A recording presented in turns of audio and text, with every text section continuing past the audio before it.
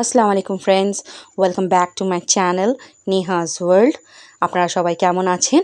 আশা করছি সবাই ভালো আছেন। সো ফ্রেন্ডস, দেখুন আজকে চলে এসেছি আবার একটি নতুন রেসিপি নিয়ে আপনাদের সঙ্গে শেয়ার করতে। এর রেসিপিটা এটা হচ্ছে বিটরুটের হালুয়া এবং একে জ্যামও বলা যেতে পারে। বাচ্চাদের খুবই একটা লোভনীয় জিনিস বাচ্চাদের জন্য। সো ফ্রেন্ডস, দেখুন দুটো বিটকে ছিলে নিয়েছি, তারপরে একে গ্রেড করে নিলাম। গ্রেড করে নিয়ে একে নিয়ে চলে যাব যে ফ্রাই প্যানে দিয়ে দিলাম। তারপরে ফ্রাই প্যানে একটু অল্প পরিমাণে ঘি দিয়ে দিয়েছি। একটু নেড়ে চেড়ে ভেজের মতন নেবো হালকা। এটা বাচ্চাদের জন্য খুবই উপকারিতা, যেহেতু এটা বিটরুট দিয়ে তৈরি।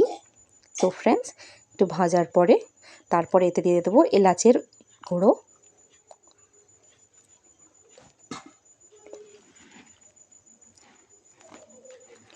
এবারে দিয়ে দেবো পরিমাণ মতন চিনি। চিনিটা আপনারা আপনাদের যেরকম প্রয়োজন সেরকমভাবে দিতে পারেন। মিষ্টিটা লাইট খেলে লাইট দেবেন, কম দেবেন পরিমাণে। যদি মিষ্টি বেশি খান তাহলে একটু বেশি দেবেন। দেখুন ফ্রেন্ডস, এটা ফুটে উঠেছে। ভালো করে এটা ফুটিয়ে নিতে হবে, নেড়ে চেড়ে নিলেই তাহলে এটা তৈরি হয়ে যাবে।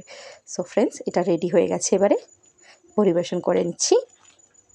দেখুন কতটা টেস্টি, কতটা লোভনীয়, মাশাআল্লাহ কত সুন্দর কালার এসছে। যেহেতু এটা খুবই সুন্দর কালার লাগে দেখতে, বাচ্চাদিকে রেড কালার দেখে খুবই ভালো লাগে। ব্রেড দিয়ে, রুটি দিয়ে, যে কোনো জিনিস দিয়ে এটা পরিবেশন করা যেতে পারে। সো ফ্রেন্ডস, আপনাদেরকে যদি আমার রেসিপিটা ভালো লেগে থাকে একটি লাইক, শেয়ার অ্যান্ড কমেন্ট করে আমাকে অবশ্যই জানান আপনারা কে কোথা থেকে দেখছেন, আপনাদেরকে কেমন লাগছে আমার রেসিপিগুলো। আরও এরকম রেসিপি পেতে আমাকে সাবস্ক্রাইব করে নিন আপনারা। সো ফ্রেন্ডস, দেখুন এটা একদম কীরকম আঠালো, একদম একটা হয়ে গেছে, তৈরি হয়ে গেছে।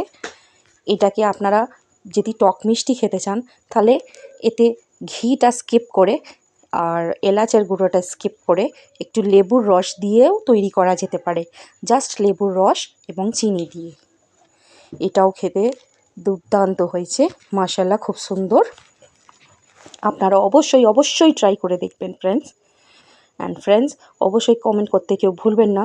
কমেন্ট করে আমাকে জানান, বেশি বেশি করে কমেন্ট করুন, শেয়ার করুন।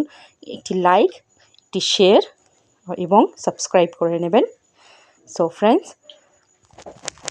ফ্রেন্ডস, আজকের মতন এতটুকুই। ফের দেখা হবে পরবর্তী ভিডিওতে।